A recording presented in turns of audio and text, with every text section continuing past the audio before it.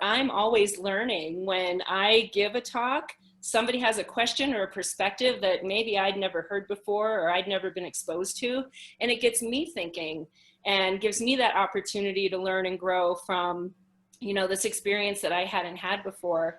And, just like everything, the more reps you do, the better you get at it. And being confident in what you're talking about. I think that's very critical. You can't fake it. I mean, you really can't. Maybe you can get a little away with it a little bit, but if you are up there and you really don't believe what you're saying, that's going to be pretty obvious to the audience. So I try to Yeah. show up very authentically. I try to tell the ugly stuff if there's ugly stuff to tell, because sometimes there is.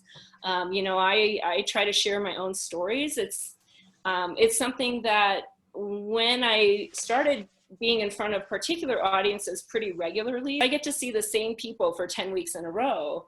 And you get to develop a relationship, a sense of comfort, of being open and vulnerable and sharing some really difficult things sometimes. And the first time I did that for this particular group, it was years ago. I saw jaws drop on the floor because they couldn't believe what I was saying, that I was like telling them something about me that they would never have guessed.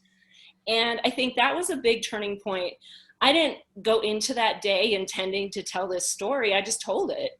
I hadn't intentionally not told the story before. It just didn't really it just didn't come up to me.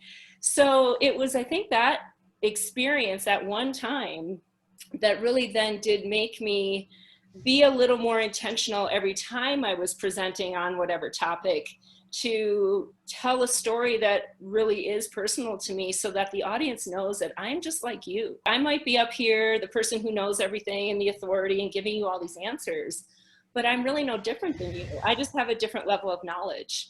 That's it. And maybe I've had a little bit different experience and I have figured out a way around a difficult situation. So I'm just sharing that information with you.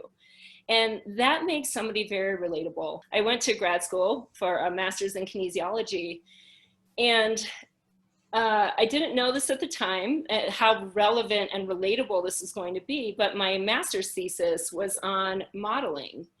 Do people want to watch somebody who's an expert? Do they learn better that way? Or do they learn better by watching somebody who's similar to them, who starts out maybe not that good, then they get better, and then they get better?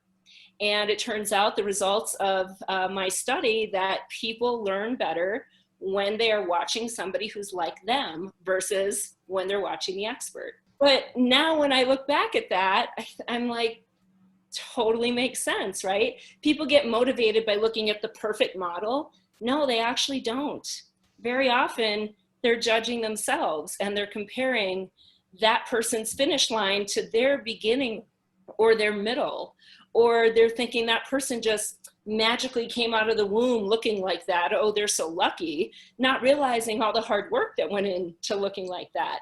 So often when you're looking at somebody who has attained this, this really high level of whatever it is, the person that's looking at that generally doesn't get motivated by that. In fact, it often kind of squashes a little bit of their self-esteem and their confidence. They tend to more be inspired and motivated by somebody who is like them and who has gone through or is going through the same difficulties or challenges as they are. So having reflected back on my master's thesis a couple of years ago, it just like all of a sudden popped into my head. I was like, huh, interesting how that all worked out.